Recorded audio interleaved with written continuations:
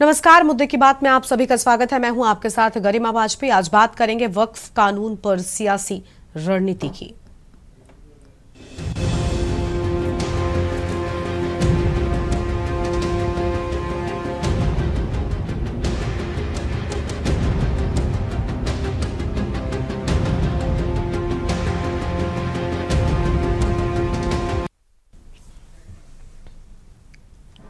आज मुद्दे की बात में हम बात करने जा रहे हैं एक ऐसे विषय पर जो सीधे सामाजिक संरचना और संवेदनशीलता से जुड़ा हुआ है। वक्फ संपत्तियों को लेकर भारतीय जनता पार्टी ने प्रदेश भर में जन जागरण अभियान शुरू करने जा रही है, जिसकी सुनवाई सूबाई राजधानी लखनऊ के गोमती नगर स्थित भागीदारी भवन में एक कार्यशाला से हो चुकी है। मुस्लिम धर्मगुरुओं और विपक्षी दलों की ओर से वक्फ कानून को लेकर जारी विरोध की धार को कुंद करने के लिए अब सत्तारूढ़ दल भाजपा ने भी मोर्चा संभाला है। सुप्रीम कोर्ट के द्वारा कानून लागू होने के बाद याचिकाओं पर सुनवाई करते हुए फौरी तौर पर नियुक्तियों पर रोक लगाते हुए केंद्र सरकार से याचिकाओं की आपत्तियों संबंधी जवाब मांगे हैं। इधर शनिवार को सूबे की राजधानी लखनऊ के गोमतीनगर स्थित भागीदारी भवन में जागरूकता कार्यशाला शुरू हो चुकी है।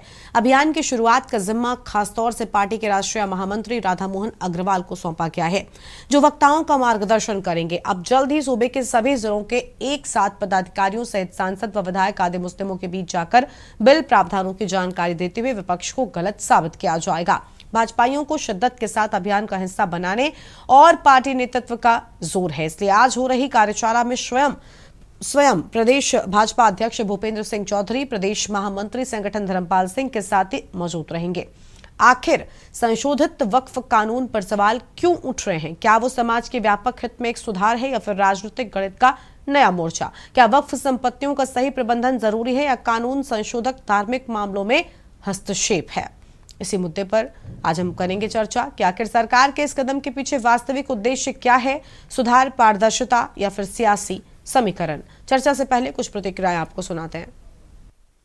माननीय सदस्य सैयद नासिर हुसैन जब इस बारी राज्यसभा में चुने गए, जब ये इनके जीत की घोषणा हुई, मैं उस समय कर्नाटक के बेंगलोर में था।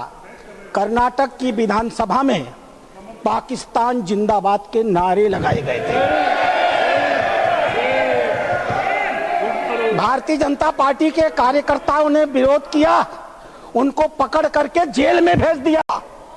भारतीय जनता पार्टी के कार्यकर्ता जो इस पाकिस्तान जिंदाबाद के नारे का विरोध कर रहे थे, उन्हें जेल में भेज दिया गया और इन्हें पतित किया गया। ये लोग बैठाइए, इन्हें बैठाइए, ये बोल नहीं सकते। बैठ जाओ, बैठो, आपस में बात नहीं, प्लीज। गरीब मुसलमानों के लिए, पसमानदा मुसलमानों के लिए, तलाकशुदा महिला बहनों के लिए, विधवा महिला बहनों के लिए, अनाथ बच्चों के लिए आज ऐतिहासिक दिन है। एक क्रांतिकारी परिवर्तन आने जा रहा है। पूरी की पूरी इस गरीब समाज, मुस्लिम समाज की आर्थिक और सामाजिक व्यवस्था में यह वक्फ अधिनियम क्रांतिकारी परिवर्तन लाने जा रहा है। मैं आभारी हूं माननीय मोदी जी का, जिन्होंने इस महान बिल को इस सदन में लाने का काम किया है। वक्फ संशोधन बिल के बाद देश भर में जिस तरह से माहौल बना है, वहीं सुप्रीम कोर्ट का जो अभी फैसला अभी आना बाकी है, जिसको निर्देश दिया कि अभी उसमें कोई भी नियुक्ति नहीं की जाएगी, उसके बाद देखिए उपराष्ट्रपति और तमाम लोग इसमें आ गए हैं। सर, जिस तरह से सुप्रीम कोर्ट ने एक निर्देश दिया कभी इसमें किसी की नियुक्ति नहीं, 1 सप्ताह के अंदर सरकार उस पर जवाब दाखिल करे, वहीं उपराष्ट्रपति जो हैं उन्होंने कहा कि हमें आदेश नहीं दे सकते, इसको किस तरीके से आप देखते हैं? देखिए, वक्फ संशोधन अधिनियम आज बदलते भारत के लिए, मुसलमानों के लिए बहुत अहम एक कदम है मोदी सरकार द्वारा। और यकीनन माननीय न्यायालय में अभी मामला विचाराधीन अभी जो गया है प्रक्रिया, माननीय न्यायालय ने दिशा निर्देशन दिए हैं। वो हमारी जो केंद्रीय मंत्रालय, वो माननीय न्यायालय का पूरा सम्मान करते हुए जो भी आवश्यक दिशा निर्देशन दिए हैं उस दिशा में काम करेगा। देखिए, आम मुसलमान पूरी तरीके से इस अमेंडमेंट के साथ है। इस अमेंडमेंट का एजेंडा केवल और केवल मुसलमानों का विकास है, मुसलमानों की समृद्धि है, पासमानदा समाज का उत्थान है, मुस्लिम महिलाओं का सशक्तिकरण है। इन तमाम बिंदुओं पे ये अमेंडमेंट काम कर रहा है और इस अमेंडमेंट के आने के बाद आम मुसलमानों की ज़िंदगी में एक नई रोशनी आएगी। हम चाहते हैं कि मुसलमानों का विकास हो और आम मुसलमान भी यही चाहता है। हम जन जागरण अभियान के माध्यम से आम मुसलमानों तक पहुंचेंगे और विपक्ष जो एजेंडा जो भ्रम फैला रहा है, जो विपक्ष का नेगेटिव एजेंडा है, उस एजेंडे को भी हम तोड़ने का काम करेंगे। तो ये हमारे साथ यूपी सरकार के मंत्री दानिश आज़ाद जी, जिन्होंने हर सवालों का जवाब दिया। आगे जो अमेंडमेंट है उसको लेके इनका जो जन जागरण अभियान चलेगा उसमें कई लोगों को जोड़ा जाएगा, उसके बारे में बारीकी से बताया जाएगा। वीडियो जर्नलिस्ट रमेश वर्मा के साथ कौशलेंद्र उपाध्याय, के न्यूज़, लखनऊ। हमारे साथ मौजूद हैं इस समय जेपीसी के अध्यक्ष और सांसद वरिष्ठ सांसद जगदम्बिका पाल जी। आइए बात करते हैं उनसे। सर, सुप्रीम कोर्ट में वक्फ संशोधन बिल को लेकर 100 से ज़्यादा याचिकाएं दायर की गई हैं, उसमें कि आज सुप्रीम कोर्ट ने केंद्र सरकार को 1 हफ्ते का समय दिया है, क्या कहना चाहेंगे सर? देखिए, सुप्रीम कोर्ट ने इन 100 याचिकाओं को बहुत प्रसन्नता नहीं जाहिर किया। ये कहना कि हम केवल सारे लोग अपने कॉमन इशू को कर लीजिए और 5 अधिवक्ताओं को चाहे समर्थन में या प्रतिपक्ष में देंगे, तो इससे साफ है कि ये इतनी याचिकाओं की संख्या क्यों हुई। ये और जो मेंबर ऑफ पार्लियामेंट सदन में बोल चुके थे, लोकसभा के हों, राज्यसभा के, चर्चा में भाग ले चुके, कानून बनता पार्लियामेंट से, तो अब वो खुद चाहे लालू की पार्टी के मनोज झा हों, ममता बनर्जी की पार्टी की महिला मंत्रा हो, या ओवैसी हो, कांग्रेस के इमरान मसूद हो, या अमरुल्ला आप पार्टी के हो, इस तरह से एक बाढ़ आ गई है कि होड़ लगी है मुसलमानों में, अल्पसंख्यकों में, इस बात को संदेश देने की कि हम आपकी कानूनी लड़ाई लड़ रहे हैं। ये उस कानून के मेरिट डिमेरिट्स के लिए नहीं गए हैं, वो केवल मुसलमानों की को वोट बैंक समझ करके देश की अपीजमेंट पॉलिटिक्स कर रहे हैं, और ये देश की जनता समझ रही है। पूरे देश में पसमानदा समाज हो, गरीब हो, अल्पसंख्यक, खवातीन हो, महिलाएं हो, आर्फन हो, बच्चे हों, कहीं कोई आंदोलन नहीं। अगर मुर्शिदाबाद में है तो वो आंदोलन नहीं है, वहाँ हिंसा है, दंगाई, जो सरकार के संरक्षण में खुलेआम घरों से खींच करके पितृ की दुकान लिया, जहाँ पे आज हाई कोर्ट ने हस्तक्षेप किया और वहाँ पे पैरामिलिट्री फोर्सेस भेजा है। तो इससे साफ है कि आज इस संशोधन विधेयक को, जिसका मकसद ये था कि इस वक्फ का फ़ायदा अभी तक पसमानदा को, ओबीसी को, गरीब को, महिलाओं को, बच्चों को नहीं मिल रहा। वाकिफ़ तो इसीलिए करता हुआ कि इससे हमारी इनकम से हमारे समाज के, कौम के गरीब लोगों को इमदाद हो सके।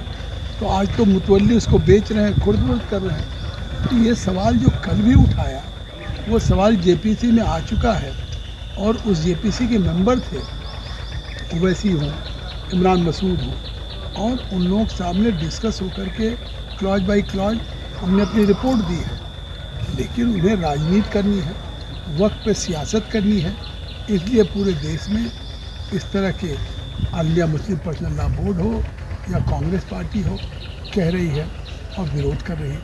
लेकिन सुप्रीम कोर्ट ने उनके द्वारा उठाए गए बिंदुओं पे कोई इंटरिम ऑर्डर नहीं दिया। सरकार से उनके जवाब में 7 दिन का समय दिया, फिर पिटिशनर्स को 5 दिन का समय देंगे। तो इससे साफ है कि जो सर्वोच्च न्यायालय को है कि कोई कानून पे अगर कोई पिटिशन दाखिल होती है तो उसको इंटरप्रिटेट करने का, उसकी व्याख्या करने का अधिकार जो माननीय सर्वोच्च न्यायालय का वो कर रहे हैं। लेकिन सर्वोच्च न्यायालय पिटीशन की संख्या पर व्याख्या करने का अधिकार जो माननीय सर्वोच्च न्यायालय का वो कर रहे हैं। लेकिन सर्वोच्च न्यायालय पिटीशन की संख्या पे, किसी आंदोलन पे या मुर्शिदाबाद पे या भावनाओं पे नहीं कोई फैसला करेगा, वो मेरिट पे करेगा। और जो उनके द्वारा उठाए गए सवाल हैं वो सुप्रीम कोर्ट में फैसला कर लिया कि वक्फ बोर्ड में नॉन मुस्लिम रह सकते हैं। ये रामजस फाउंडेशन बनाम यूनियन ऑफ इंडिया के 2010 में फैसला हो चुका है। या मुस्लिम वक्फ Rajasthan versus union of India में भी हुआ कि वक्फ board is a statutory body, it may deal to वक्फ affairs but it is not a religious body. फिर हाई कोर्ट में मद्रास में, कर्नाटका में नज़ीर अहमद वर्सेज स्टेट वक्फ बोर्ड कर्नाटका, या तो इसी मुद्दे पर आज हम विस्तार से करेंगे चर्चा। खास मेहमान हमारे साथ में जुड़ चुके हैं। हमारे साथ में श्याम सलोनी वशिष्ठ जी हैं, बीजेपी के नेता हैं। हाजी नाजम खान साहब हैं, मौलाना हैं। रजनीकांत वशिष्ठ जी हैं, राजनीतिक विश्लेषक हैं। बहुत स्वागत सभी मेहमानों का। सबसे पहले हाजी नाजम खान साहब को रुख कर लेते हैं। मौलाना हैं, बहुत स्वागत आपका सर। मुस्लिम हितैषी साबित करेंगे क्या इस संशोधित कानून को? आखिर क्यों इसको लेकर लगातार विरोध हो रहा है जबकि इसे पूर्ण रूप से पास कराया गया है? और क्या ये जो अब अभियान शुरू हो रहा है, क्या इससे दिल जीता जा सकेगा, लोगों का भरोसा जीता जा सकेगा? कार्यशाला से शुरुआत हो रही है अब। हाँ, देखिए गरिमा जी, औज़ बिल्लाहि मिनश शैतानिर रजीम, बिस्मिल्लाहिर रहमानिर रहीम। देखिए, मैंने शुरुआत करी अल्लाह के नाम से। और देखिए, रही बात यह कि जिस तरीके से वक्फ बोर्ड कानून को लेकर भी जो संशोधन हुआ, कानून बन गया, तो देखिए पूरे देश के अंदर से इस कानून को लेकर जिस तरीके की बातें कही गई थी कि भी जहां वक्फ बोर्ड अगर आपके जमीन पे हाथ रख देगा तो वो जमीन आपकी हो जाएगी, इस तरीके का भ्रम फैलाया गया। तो गरिमा जी, मेरे बाप दादाओं ने जमीनें दी वक्फ बोर्ड को। अब वक्फ बोर्ड ने उस जमीन पर अपने 8-10 साल ध्यान नहीं दिया तो वहां पर एक आलीशान महल बन जाता है।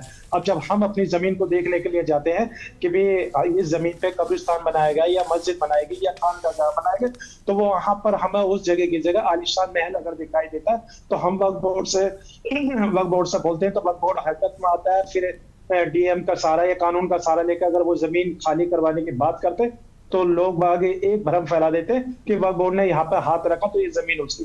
ये जमीन तो ऑलरेडी हमारे बाप दादों की मिल्कियत है।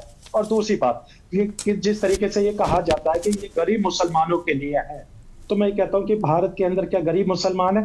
क्या मेरे हिंदू भाई जो है वो गरीब नहीं है? जब आपको गरीब मुसलमानों की फिक्र है तो गरीब हिंदू भाइयों की भी फिक्र होनी चाहिए। क्योंकि देखिए, अगर आप वक्फ बोर्ड की जमीन पर कहते हैं कि हम गरीब मुसलमानों को फायदा देंगे, तो आश्रम के पास कितनी जमीनें हैं, मठ के पास कितनी जमीनें हैं, तो वो उसकी भी जांच होनी चाहिए।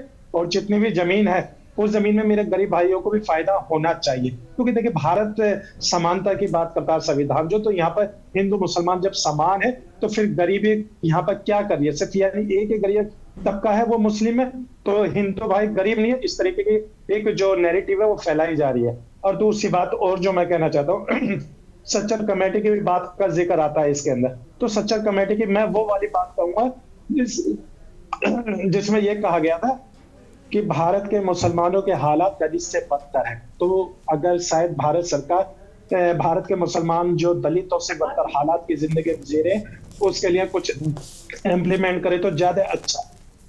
और दूसरी बात, एक बात और आती है संविधान के तहत ही आर्टिकल 341 की। तो गरिमा जी, मैं आर्टिकल 341 की बात इसलिए कहना चाहूंगा क्योंकि आर्टिकल 341 धर्म के आधार पर आरक्षण को बैन कर दिया गया था। अगर आर्टिकल 341 को अगर बहाल कर दिया जाए तो जो भारत के मुसलमान है उनके जो सच्चर कमेटी में जिक्र आता है कि दलित से बदतर हालात है, तो कहीं ना कहीं बिल्कुल सुधार में हो जाएंगे।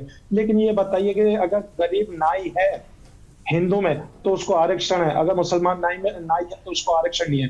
अगर गरीब हिंदू भाई अगर धोबी है उसको आरक्षण है, मुसलमान समाज में कोई धोबी है तो उसको आरक्षण नहीं है। तो इसीलिए मुसलमानों के हालात दलित से बदतर होते जा रहे हैं। और जो वक्फ बोर्ड कानून के लिए जिस तरीके से मीटिंग में बैठाई जा रही है, जिस तरीके से बताया जा रहा है कि भी हाँ देखिए हम मुसलमानों को समझाएंगे, तो ये बता दीजिए इस कानून को पास कराने के लिए लोकसभा राज्यसभा से पहले आपको मुसलमानों के बीच में जाना था। आप मुसलमानों को फायदे गिनवाते कि हाँ कि जी देखिए वक्फ बोर्ड संशोधन जब हम करेंगे तो आप लोगों को ये फायदा होगा। आपने फायदा कुछ नहीं गिनाया। लेकिन जब सुप्रीम कोर्ट ने आपसे कहा कि भी मुसलमानों के वक्फ बोर्ड के अंदर आप तो गैर मुस्लिमों को चाहते हैं, अगर गैर मुस्लिम के जो ट्रस्ट है क्या उसके अंदर आप मुसलमानों को एंट्री कराएंगे, तो उसके लिए भी तो बात कही गई है। तो हम देखिए सुप्रीम कोर्ट का सम्मान करके, सुप्रीम कोर्ट इज सुप्रीम हो। और गरिमा जी, हम लोग संविधान को मानने वाले हैं। जब भी सुप्रीम कोर्ट का जो भी फैसला आएगा वो हमारे लिए निर्णायक होगा। हम सुप्रीम कोर्ट को उसी तरीके से सम्मान देंगे उस फैसले को जिस तरीके से बाबरी मस्जिद का फैसला आया था। जब बाबरी मस्जिद का फैसला आया था तो हम मुसलमान जो संविधान को मानते हैं, हम लोगों ने ये कहा था कि सुप्रीम कोर्ट का फैसला हम लोगों के लिए सर्वे पर ही होगा। लेकिन कुछ तथाकथित लोग उस वक्त भी ये कह रहे थे कि सुप्रीम कोर्ट का फैसला कुछ भी आए मंदिर वहीं बनाएंगे। लेकिन हम लोगों को इन बातों पर ध्यान नहीं देना, हम लोग सिर्फ संविधान को मानते हैं। और दूसरी बात यह है कि गरिमा जी, जो ये गरीब मुसलमानों के बात करते हैं कि गरीब मुसलमानों को फायदा होगा, तो मैं तो देखिए आपके चैनल के माध्यम से सिर्फ 5 फायदे पूछना चाहता हूँ गरीब मुसलमानों के ठीक है, लिए। चलिए अब कि उनसे हम वक्फ जवाब भी लेते हैं संशोधन कि का आखिर जो वो क्या कानून कहना चाहते हैं इस 5 पूरे फायदे मुद्दे पर। ठीक है सर, ठीक है सर, लौटेंगे आपके पास में। हमारे साथ में हमारे संवाददाता जुड़े हुए हैं, शिवा शर्मा भी जुड़ चुके हैं। शिवा का सबसे पहले रुख कर लेते हैं। शिवा, इस अभियान की शुरुआत हो रही है, कार्यशाला की शुरुआत हो रही है, लेकिन क्या लग रहा है कि क्या इस कार्यशाला के माध्यम से कोई बड़ा असर, जो विरोध देखने को मिल रहा है उस पर कोई रोक लगेगी और बड़ा असर देखने को मिलेगा इस कार्यशाला के बाद? क्योंकि मुस्लिम बस्तियों में जाकर इस संशोधन के जो बदलाव है वो समझाने का प्रयास करना ही मुख्य उद्देश्य इस कार्यशाला का है।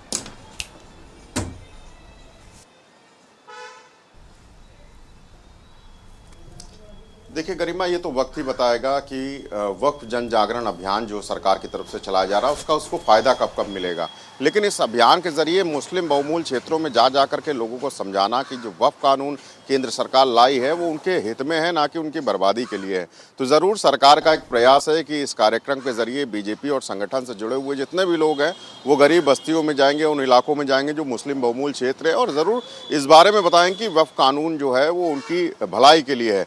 देखिए गरिमा, हमने 4 साल पहले का भी दौर देखा जब किसानों के ऊपर एक कानून आ रहा था। हमने 7 साल पहले का भी वक्त देखा जब केंद्र सरकार सीए और एनआरसी ला रही थी, तो लोगों ने उसका विरोध किया था और न्यायालय तक का भी इसका विरोध नहीं हुआ। सड़कों पे हमको देखने को मिला जहां पर कई जिलों में, कई राज्यों में दंगे हुए जब केंद्र सरकार इस तरीके के कानून ला रही थी। तो कभी कभी बैकफुट पे भी आना पड़ता है। देखिए जो मुस्लिम धर्मगुरु है, all India Muslim law board है, और जो विपक्षी पार्टियां हैं वो इस कानून के खिलाफ जरूर हैं कि वक्फ संशोधन जो कानून है वो भलाई के लिए नहीं है, और सरकार भी इसको कह रही है कि विपक्षियों का एजेंडा है और कुछ नहीं है और हम लोगों का भला चाहते हैं।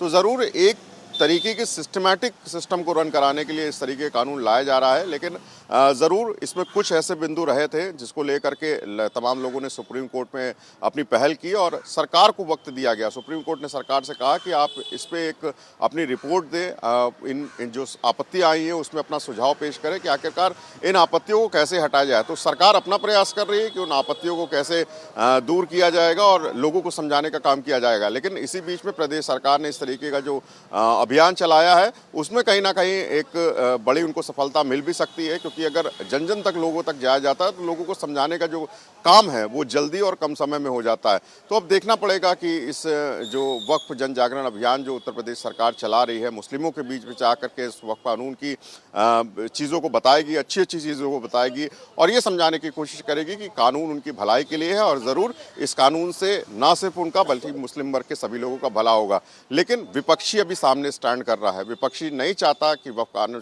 संशोधन कानून लागू किया जाए। तो विपक्षियों के साथ साथ मुस्लिम समुदाय के लोग भी हैं जो इस पूरे मामले में आपत्तियां जता रहे हैं। तो अब ये देखने वाली बात होगी कि आखिरकार कितना जल्दी और कितना अच्छी तरीके से बीजेपी सरकार इसको हैंडल करती है और ज़रूर ये मामला सुप्रीम कोर्ट से बाहर आए। श्याम सलोने वशिष्ठ जी हैं। शिवा, लौटेंगे आपके पास में। सबसे पहले श्याम सलोने वशिष्ठ जी का रुख कर लेते हैं। श्याम जी, क्या लग रहा है कितना बदलाव होगा? संशोधित कानून क्या मुस्लिम हितैषी है, ये मुस्लिमों के मन में कैसे बैठा पाएंगे, क्योंकि इसको लेकर विरोध तो लगातार देखने को मिल रहा है। गर्मा जी नमस्कार, राधे राधे जी। मेरे सभी मित्रों को मेरा राधे राधे। देखिए गर्मा जी, जब सरकार निष्पक्ष कोई कार्य करती है, भेदभाव रहित कार्य करती है, तो उसके रिजल्ट अच्छे निकल के आते हैं और इसकी कोई बताने वाली बात नहीं है। हमने जो किया है भारतीय जनता पार्टी मोदी सरकार ने, वो सामने है। विरोध हर योजना का किया गया था, जैसा अभी हमारे मित्र ने, आपके संवाददाता ने बताया था, सीएए पर भी इन्होंने बहुत विरोध किया, तमाम शाहीन बात पैदा कर दिए। क्या किसी को ये लगा कि उसका साहब यहाँ निवास नहीं है या उसका यहाँ से पलायन हो जाएगा कि पाकिस्तान या अफगानिस्तान या कहीं और भेज दिया जाएगा? वो सब यहीं के रहे, कहीं किसी को कोई आपत्ति नहीं आई, लेकिन आपत्तियां दर्ज बहुत कराई गई। 3 तलाक पर इन्होंने बहुत हंगामा मचाया था, लेकिन मेरी बहन बेटियों ने बहुत खुशी जाहिर की और उन लोगों ने इसको माना है, उन्होंने वोट भी किया है भाजपा को। 370 पर इन्होंने कहा कि अरे खून की नदियां बह जाएंगी और ये भारतीय जनता पार्टी वहां हिंदूकरण करना चाहती है। क्या कोई हिंदूकरण हुआ है? आज भी सरकार उन्हीं की है, कहीं कोई नहीं। और अच्छी सरकार चल रही है, काफी रोजगार मिल रहा है, पर्यटन जा रहे हैं, देश को अच्छा अमन चैन सुख शांति मिल गया। अब वक्फ पर इतनी सरकार है, वक्फ पर रहें। किसी गरीब के लिए कोई हित के लिए कार्य किया? आज मुसलमान को कहाँ खड़ा कर दिया? गरीब मुसलमान को। हमारे मौलाना साहब बैठे हैं, मैं इनसे भी, इन्होंने 5 सवाल किए थे कि 5 मुझे लाभ बता दीजिए। मैं बताता हूँ, लेकिन मैं भी चाहूंगा कि आप मुझे 5 ऐसे लाभ बताना जिसमें किसी को आपने फायदा कराया हो अभी तक। विरोध कौन कर रहा है इसमें गरिमा जी? विरोध वो पार्टियां कर रही हैं जो मुसलमान को अपना वोट बैंक मानती है, वो समझते हैं ये मेरी बपौती है, और मुसलमान को डरा करके धमका करके उसमें कुछ उच्च स्थिति के जो मुसलमान हैं वो उनके एक उसमें रहते हैं, संपर्क में, उनके एजेंट बन के, जिसको मैं कहूँगा, कार्य करते हैं। और उनको जो लाभ हुआ, एक तो अमानतुल्लाह विधायक है, उसका ही देखिए मॉल है, उसने वहाँ पर आपत्ति दर्ज कराई है। ओवैसी बंधु हैं, तमाम मॉल, रिजॉर्ट, होटल्स बना रखे हैं, आपत्तियां वो दर्ज कर रहे हैं। कर्नाटका में किस तरीके से संपत्तियों का हनन हो रहा है, वहाँ की सरकार को आपत्तियां हैं। आपत्तियां ममता बनर्जी को हो रही हैं, इसलिए वो बंगाल में जला रही है। अरब को हो रही है, जो अपने आप को, ठीक है, लेकिन देखिए अभी आपको अगर आपने किसी चीज की शुरुआत की है, अगर आपने किसी अभियान या कार्यशाला की शुरुआत की है, तो वो भी आपने ही की है और उसमें जिम्मेदारी आपकी हो जाती है कि जिस मकसद के साथ वो शुरुआत हुई वो मकसद तो कम से कम पूरा हो जाए। रजनीकांत वशिष्ठ जी है। रजनीकांत जी, लखनऊ में कार्यशाला से शुरुआत हो रही है, पूरी नहीं हो पाई थी। सर माफी चाहते हैं, कुछ और मेहमान है उनको भी हम सुन लेते हैं, प्लीज लौटेंगे आपके पास में बाद में। राजनीतिक विश्लेषक है, उनको सुन लेते हैं पहले। रजनीकांत जी, सर क्या कहना चाहेंगे? ये एक तरफ आपने कार्यशाला की शुरुआत की, बहुत अच्छी बात है, अगर कुछ बदलाव हुआ है तो कम से कम बदलाव लोगों को समझ में आना भी जरूरी है, ये दिखाता है कि आपको लोगों की चिंता है। लेकिन क्या वाकई ये सही, मतलब जो जिस भाव से शुरुआत हुई वो भाव पूरा हो पाएगा? जिस मकसद से शुरुआत हुई वो कर पाएंगे बीजेपी वाले? अब तो ये तो देखा जाए कि कितना कामयाब होंगे बीजेपी वाले। किसान कानून की तरह से उन्हें पीछे न जाना पड़े इस कानून पर। लेकिन मैं गरिमा जी आपको थोड़ा सा बैकग्राउंड में ले जाना चाहूंगा। 2000 के आसपास मेरे एक मित्र पत्रकार थे पटना ब्यूरो के, स्वतंत्र भारत में पटना ब्यूरो के चीफ हुआ करते थे, अली अनवर साहब।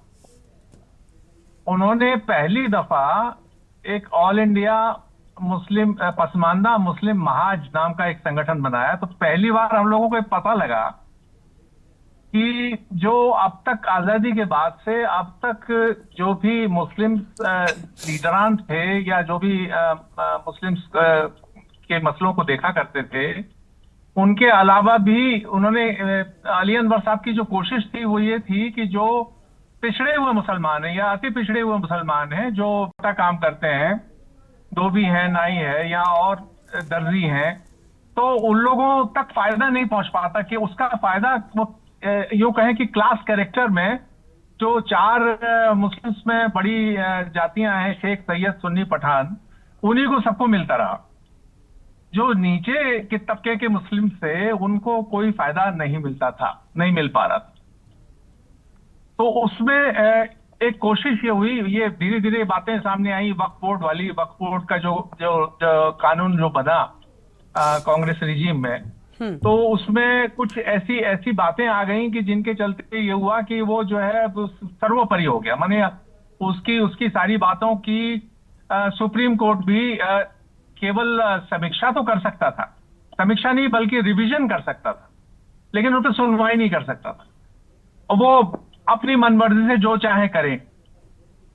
तो इस कानून में बदलाव, और दूसरी बात यह है कि कानून अगर बनते हैं तो कानून में बदलाव आज से नहीं, आजादी के बाद से लगातार होते आए हैं। बिल्कुल। अगर उनमें कुछ खामियां पाई गई तो परिवर्तन किए गए, तो वो परिवर्तन कुछ किए गए हैं। और इसका नतीजा जमीन पर यह दिखाई पड़ा है कि अगर वक्फ कानून के विरोध में लोग आए हैं और हिंसा पर कुछ उतारू हुए हैं, हाँ ये अच्छी बात है कि मौलाना नदवी साहब ने जो है वो ये कहा कि हिंसा इसका रास्ता नहीं है, हमें कोर्ट के जरिए जाना चाहिए। तो वो जमीन पर वक्फ बोर्ड का जो कानून बना है नया वाला, इसके समर्थन में भी लोग दिखाई दिए। ठीक है, देखिए ये अपने आप में बड़ी बात है। आपने बहुत अच्छी बात कही कि ऐसे बदलाव होते रहे हैं, लेकिन इन बदलावों को लोगों को भी एक्सेप्ट करना होगा। और सबसे बड़ी बात, जिम्मेदार जो राजनीतिक लोग हैं, दल हैं, जिनकी ओर से इसकी पहल की गई, उन्हें लोगों को समझाना भी एक नैतिकता पूर्ण जिम्मेदारी मानी जाती है। शुक्रिया, वक्त की कमी के चलते हमें आप अपनी चर्चा को यहीं पर रोकना पड़ रहा है। बहुत शुक्रिया आप सभी का हमारे साथ जोड़ने के लिए और कार्यक्रम में आने के लिए।